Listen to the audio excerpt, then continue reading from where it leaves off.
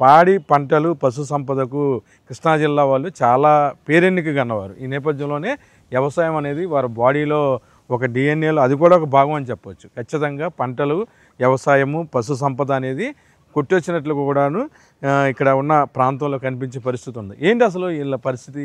ఎలాగా పెద్ద ఆయన ఎలా ఉండేవాళ్ళు పాత రోజుల్లో?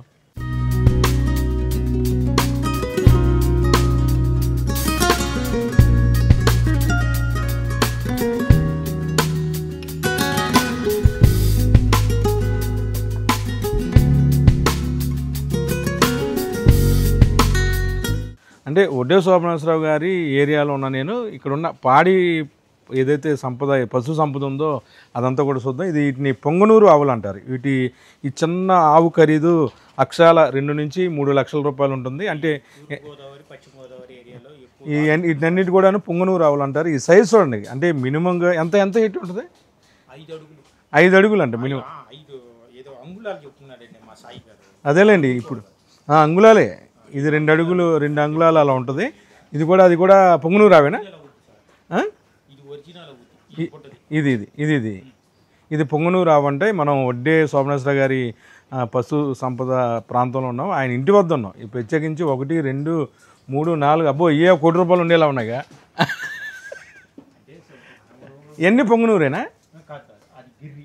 ఏది కొమ్ములు ఉన్నది గిరి ఆవులు అంటే?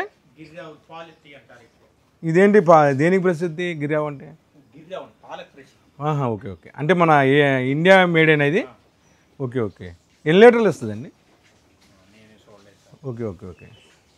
ఇది పొంగనూరులో లేడీ. అబ్బో 3 తరాలు. ఇది మెయిన్ ఒకటి, దాని పిల్ల ఇది, దాని పిల్లకి పిల్ల. అది ఇది పొంగనూరు ఆవు. ఈ పొంగనూరు ఆవుకు సంబంధించిన పిల్ల ఇది గిత్త. దానికి సంబంధించిన ఇంకోటి అంటే 3 తరాలు కూడా ఇక్కడ ఉన్నాయి మొత్తమే కూడా పొంగనూరు సంబంధించి. అదే అయ్యేండి గిరావులు. అదే అంటే ఇది మన జాతి ఆవు పశు సంపదలో ఇది జాతి అనమాట. అదే ఈ పొంగనూరు ఎక్కువ తూగో పాగోలో ఉంటాయా? తూర్పుగోదావరి పశ్చిమ గోదావరి జిల్లాలో ఉంటాయా? అదే ఎందుకని సెంటిమెంట్? ఇది ఇళ్లలో పెంచుకుంటున్నారు కదా. అదే దీని ఏజ్ ఎంత ఉంటుంది? అదే ఇవన్నీ కూడాను ఇవన్నీ కూడాను పొంగనూరు ఆవులు. మన ఇళ్లలో కూడాను ఖచ్చితంగా ఎవరైనా ఇళ్లలో ఈ మధ్యకాలంలో అంటే కుక్కలను పెంచుకునే కన్నా ఈ పశు సంపదలో భాగంగా కామధేనువు ఆవు లాంటి జంతువు ఏదైనా పెంచుకుంటే మంచిది, కుటుంబంలో లక్ష్మీదేవి ఉంటుందనే నినాదంతో అందరూ కూడాను పొంగనూరు ఆవులు పెంచుకుంటున్నారు. ఒక్కొక్క ఆవు ఖరీదు 2 నుంచి 3 లక్షల పైనే ఉంటుంది. ఏదైతే చిన్న బీడు ఉందో ఇదండి. ఇది ఓకే. ఆ పైన ఉంది కదా, దాన్ని లక్ష్మీదేవి సుడి అంటారంట. దానివల్ల ఇంటిలో లక్ష్మీదేవికి సంబంధించిన సంపద ఎక్కువగా ఉంటుందనే ఉద్దేశంతో ఎక్కువగా అంటే ఇదంతా కూడాను రాజులకి తెలుసు దాని యొక్క వాల్యూ అనేది. ఇందులో భాగంగా కూడా ఇక్కడ ఈ ఏదైతే కామధేను అంటారు కదా మనం, ఆ కామధేనుకు సంబంధించి ఈ పార్ట్లో కూడాను సుడులు ఉన్నాయి. ఆ సుడులు లక్ష్మీదేవి సుడులుగా కూడాను అందరు భావిస్తారు.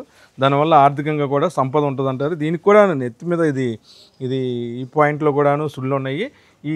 ఎస్పెషల్లీ ఈ ప్రాంతంలో సుడుంటే దాన్ని లక్ష్మీదేవి సుడి అంటారు. మనం ఈ తెల్ల ఆవుకు చూడవచ్చు. దీనికి సంబంధించి ఆ సుడి ఉంది. ఆ సుడి లక్ష్మీదేవిగా కూడాను భావిస్తారు. ప్రత్యేకంగా పూజలు చేస్తారు. కార్తీక మాసం అవచ్చు, ఏ మాసంలో ఉన్నా సరే రెగ్యులర్గా ఇళ్లల్లో పెంచుకునే ఒక మంచి ఆవుని మనం చూడటం జరిగింది. అంతేకాకుండా ఈ గిరి ఆవులు అంటారు. ఇవి కూడా ట్రెడిషనల్. ఇవన్నీ కూడాను మన ఒడ్డే శోభనాశ్వరరావు గారి ఇంట్లో ఉన్నాయి. పొంగనూరు ఆవుల ఉపయోగం ఏంటి? ఆ సుడి ఉంటే లక్ష్మీదేవి సుడి అంటున్నారు. అవన్నీ మామూలుగా చుళ్ళు అన్నీ చూస్తారు.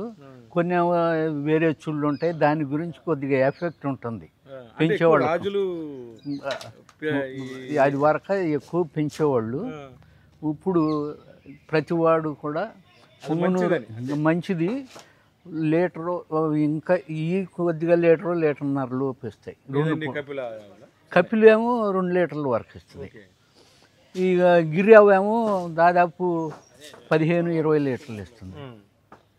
అవి కూడా మన ఇండియానే.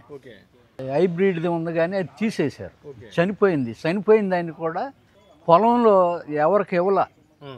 కోతకి గతకి ఒక మనిషికి దహన సంస్కారాలు దహన సంస్కారాలు చేసినట్టు ఆ పొలంలో దాన్ని ఇది చేసి ఉప్పదేసి దాన్ని కప్పిపెట్టి సొంత స్థలం పొలంలోనే కొంతమంది ఏడుస్తారు కూడా అట్లా అది పడిపోయి దెబ్బతిన్నప్పుడు కూడా దాన్ని ఏం చేశారంటే రోజు ఒక లేపుతానికి 10-20 మంది వచ్చి లేపాము కూడా, ఆయన కానీ అందరం అట్లా చేశారు.